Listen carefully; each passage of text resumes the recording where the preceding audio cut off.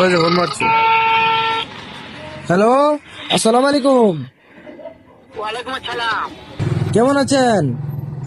হ্যাঁ, ভালো আছি। তুমি কেমন আছো? ভালো আছি। হ্যাঁ, ভালো আছি।